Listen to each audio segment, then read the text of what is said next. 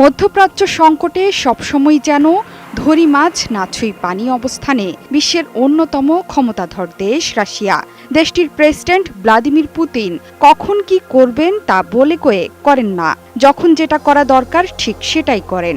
আর তার সব চালের একটাই উদ্দেশ্য, সেটি হলো চিরশত্রু আমেরিকাকে ঘোল খাওয়ানো। গেল 4টি বছর ধরে তো জো বাইডেনকে রীতিমতো চরকির ওপর ঘোরাচ্ছেন পুতিন। গাজায় হামাসের বিরুদ্ধে ইসরায়েলি অভিযানের শুরু থেকেই মধ্যপ্রাচ্য সংকটের শান্তিপূর্ণ সমাধানের ওপর জোর দিয়ে আছেন পুতিন। বলছেন স্বাধীন ফিলিস্তিন রাষ্ট্রই সমাধানের একমাত্র উপায়। কিন্তু তার কথায় কান দেন না ইসরায়েলি নেতা বেনিয়ামিন নেতানিয়াহু ও দেশটির প্রধান দোসর জো বাইডেন। উল্টো সংকট আরও তীব্র করে নিরীহ ফিলিস্তিন ও আরবদের ওপর নির্বিচারে হামলা চালিয়ে। তবে ইসরায়েলি আগ্রাসনের বিরুদ্ধে শুরু থেকেই প্রতিরোধ লড়াইয়ে হাজির লেবাননের সশস্ত্র সংগঠন হিজবুল্লাহ আর ইয়েমেনের বিদ্রোহী গোষ্ঠী হুতি। তাদের সঙ্গে আছে ইরাক, সিরিয়ায় ইসলামিক যোদ্ধারা। ইরান সমর্থিত এই প্রতিরোধ অক্ষের দাপটে এখন রীতিমতো ত্রিশঙ্কু অবস্থা ইসরায়েলের। বিশেষ করে লোহিত সাগরে হুতিদের একের পর এক সফলতায় এখন দিশেহারা ইসরায়েলের বন্ধু পশ্চিমারা। সম্প্রতি লোহিত সাগরের পাশাপাশি হুতিরা তাদের হামলার পরিধি বিস্তৃত করে নিয়ে গেছে ভূমধ্য ও আরব সাগর পর্যন্ত। বিশাল এই সমুদ্র পথে ইসরায়েল সংশ্লিষ্ট কোনো পণ্যবাহী জাহাজ পেলেই লক্ষ্যবস্তুতে পরিণত করছে হুতি যোদ্ধারা। তোয়াক্কা করছে না মহাশক্তি আমেরিকার নৌবাহিনীকেও। উল্টো পশ্চিমাদের যুদ্ধ জাহাজকে ধাওয়া করে ইয়েমেনের উপকূল ছাড়া করছে ফিলিস্তিনের পর বন্ধু এই গোষ্ঠীটি। আর প্রকাশ্যে বা গোপনে হুতিদের হাতে আধুনিক অস্ত্রের চালান কিংবা নকশা দিয়ে সহায়তা করে যাচ্ছে রাশিয়া। সেই সঙ্গে লোহিত সাগরে কৌশলগত যুদ্ধে কি করে জিততে হবে সেই বুদ্ধি ও পরামর্শ দিয়ে যাচ্ছে দেশটি।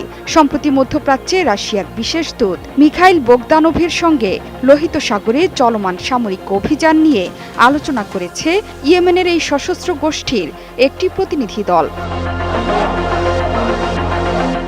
ইয়েমেন মনিটরের এক প্রতিবেদনে বলা হয়েছে, এই বৈঠকে গাজায় ইসরায়েলের আগ্রাসন এবং ইয়েমেনে ইঙ্গো মার্কিন জোটের হামলা বন্ধের উপায় নিয়ে আলোচনা হয়েছে।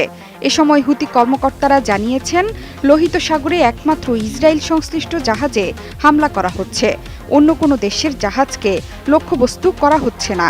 হুতি মনে করে ইসরায়েল সংশ্লিষ্ট যে কোনো জাহাজই তাদের বৈধ টার্গেট। এদিকে মার্কিন সাময়িকী নিউজউইক ম্যাগাজিন জানিয়েছে, রাশিয়ার প্রেসিডেন্ট ভ্লাদিমির পুতিন ইরানের মিত্র হুতি বাহিনীকে জাহাজ ডুবিয়ে দিতে সক্ষম এমন ব্যালিস্টিক ক্ষেপণাস্ত্র দেওয়ার কথা বিবেচনা করছেন। তাই বাইডেন প্রশাসনের আশঙ্কা, মস্কোর সঙ্গে হুতিদের সম্পর্ক লোহিত সাগরে পশ্চিমা জাহাজের চলাচলকে আরও বেশি বিপন্ন করে তুলবে, একই সঙ্গে সাগরের নিরাপত্তা ব্যবস্থাকে ভঙ্গুর করে দেবে। নিউজউইকের মতে, ইউক্রেনকে 2 হাত খুলে পশ্চিমাদের অস্ত্র সহায়তার পাল্টা ব্যবস্থা হিসেবে ইরানের সঙ্গে সখ্যতা বাড়িয়ে রাশিয়া মধ্যপ্রাচ্যে নতুন একটি জোট গঠন করতে চাইছে। সেই লক্ষ্যে ব্রিক্স জোটের বাইরেও ইয়েমেন, লেবানন, সিরিয়ার সঙ্গে আরও ঘনিষ্ঠ সহযোগিতার সম্পর্কে জোর দিচ্ছে ক্রেমলিন। এতে করে হুতিরা সামনের সময়ে আরও ভয়ঙ্কর হয়ে উঠতে পারে বলেই মনে করছে মার্কিন থিঙ্ক ট্যাঙ্কগুলো। উল্লেখ্য, গেল নভেম্বর থেকে শুধু পেন্টাগনের হিসেবেই ইয়েমেনের উপকূলে প্রায় 200 পণ্যবাহী জাহাজে হামলা হয়েছে। এমনকি মার্কিন বিমান হামলার মধ্যেও শতাধিক জাহাজে হামলা করেছে হুতিরা।